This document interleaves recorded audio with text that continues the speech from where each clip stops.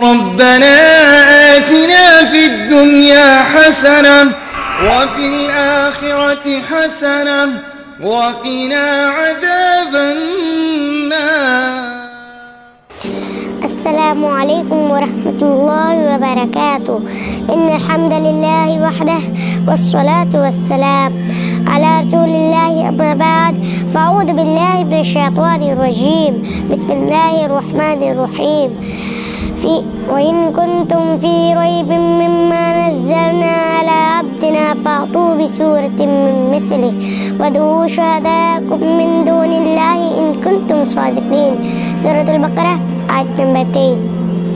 معزز حاضرین و حاضرات، صدر محترم و حکم صاحبان، آج کی اس بزم تقابلی میں میرا موضوع خطابت ہے معجزات رسول صلی اللہ علیہ وسلم۔ محترم سامعات، آج سے تقریباً 1450 سال پہلے کی بات ہے۔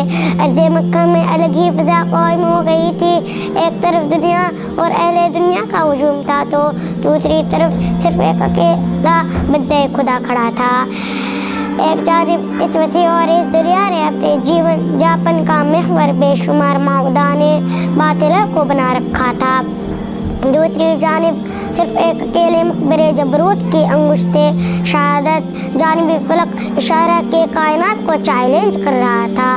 وہ بندہ ہے جب سے حلیمہ نے گود لیا تو بے بس اونٹ کی تیز رفتار سواری بن گئی۔ ایسا بندہ کا بچپن ہی میں جس کا سینہ پاک کر دیا گیا، وہ کوئی اور نہیں بلکہ ہمارے نبی آخر الزمان محمد صلی اللہ علیہ وسلم ہے۔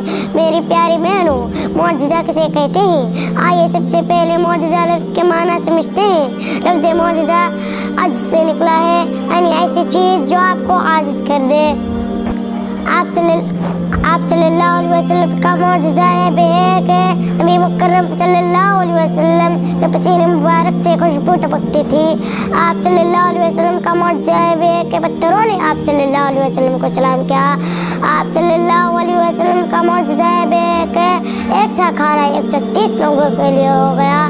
آپ صلی اللہ علیہ وسلم کا معجزہ ہے بے کہ 10 آدمیوں کا کھانا 3000 لوگوں کے لیے کافی ہو گیا تھا۔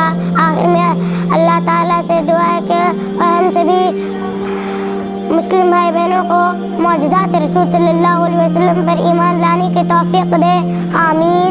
السلام علیکم ورحمۃ اللہ وبرکاتہ۔